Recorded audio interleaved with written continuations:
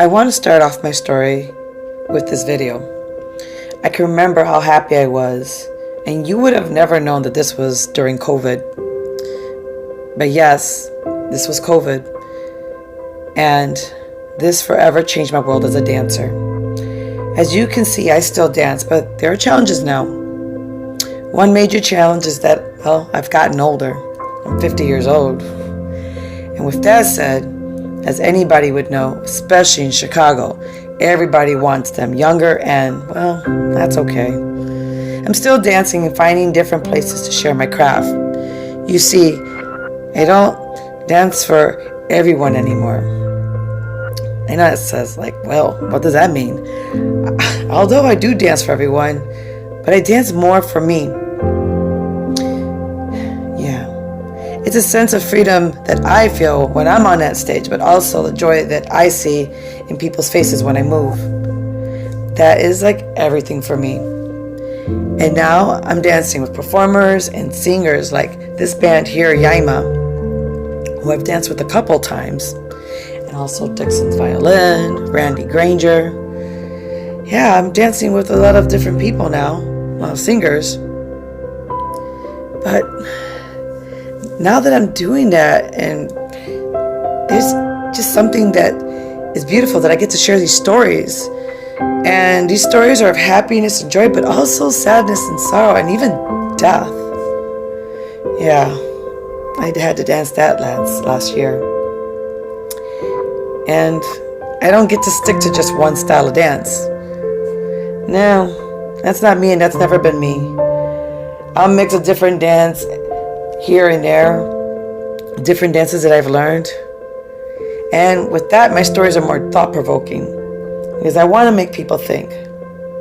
But I also want to share my gift with the world. You see, I'm a world fusion dancer. My dance background, believe it or not, is not salsa. You look at me and say, oh, that's a Puerto Rican woman, she dances salsa, but that's just not me. My dance background is in Brazilian dance, believe it or not. Started learning that in 2002 with Adilson Lima. But I also learned Middle Eastern dance with Tatiana Fonseca. And then I learned flamenco with Wendy Clenard. And with all of these dances that I've learned, I just can't just stick to one. I put them together. And yes, I will learn something from across the globe, like Colombia's Mapalé. And I will still go back and dance with the Adilson, and as we celebrate our carnival traditions, because I'm part of their family, the Brazilian family, which is beautiful. And they're like my dance home. Yeah. I learned that dance is a gift that's been given to me, and I've always wanted to share my light with the world. As you can see here, I'm a daybreaker, waking up really early in the morning to share my light and watch people smile and dance and move. But I also know there's a balance and there's darkness, and I share that shadow side as a dancer with fire.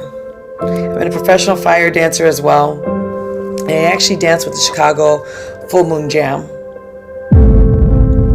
And I have to say that I'm very proud to share my craft, even with my school. You see, that's Rainforest Preschool of the Arts, and I'm a teacher there. And they invited me to perform at their art show at 4 different locations, including my location. And it was beautiful for my students to see Miss Diane turn into a dancing mermaid. But in dancing, I've also evolved, and I dance with my soul. And also as a priestess, yes, I said that right, a priestess, I am finding myself being more connected to my Afro-Puerto Rican Caribbean roots, and I follow that drum wherever it takes me. And you know what for me? You know what that really did for me? It fueled a fire, and that fire is now ignited in me, and I'm not getting any younger, so it's go time.